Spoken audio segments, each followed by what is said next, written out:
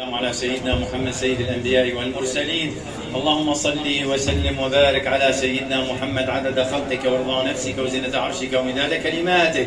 اللهم صل وسلم وبارك على سيدنا محمد صلاة تبيض بها وجوهنا.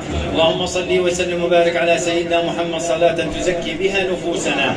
اللهم صل وسلم وبارك على سيدنا محمد صلاة تطهر بها قلوبنا. اللهم صل وسلم وبارك على سيدنا محمد صلاة تنجينا بها من جميع الآهات والآفات. اللهم صل وسلم وبارك على سيدنا محمد صلاة تكفر بها عنا جميع الذنوب والسيئات. اللهم صل وسلم وبارك على سيدنا محمد صلاة ترفعنا بها أعلى الدرجات. اللهم إنك عفو كريم تحب العفو فاعف عنا يا كريم. ربنا آتنا في الدنيا حسنة وفي الآخرة حسنة وقنا عذاب النار. ربنا لا تزغ قلوبنا بعد إذ هديتنا وهب لنا من لدنك رحمة إنك أنت الوهاب.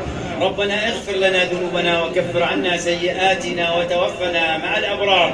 اللهم نسألك العفو والعافية والمعافاة الدائمة في الدين والدنيا والآخرة. اللهم عافنا في أبداننا وعافنا في أبصارنا وعافنا في أسماعنا وعافنا في أولادنا وعافنا في أموالنا وعافنا في أعراضنا وعافنا في أهلنا وعافنا في أوطاننا وعافنا بكل نعمة أنعمت بها علينا يا أرحم الراحمين. اللهم استر عوراتنا وآمن روعاتنا وآمنا في أوطاننا وكف أيدي الظالمين عنا برحمة منك يا أرحم الراحمين. اللهم احفظنا من بين أيدينا واحفظنا من خلفنا واحفظنا عن يميننا واحفظنا عن شمالنا واحفظنا من فوقنا. اللهم إنا نعوذ بعظمتك أن نغتال من تحتنا برحمة منك يا أرحم الراحمين. قلت وقولك الحق فالله خير حافظا وهو أرحم الراحمين. اللهم تقبل منا يا رب العالمين. اللهم تقبل من حجاجنا يا رب العالمين.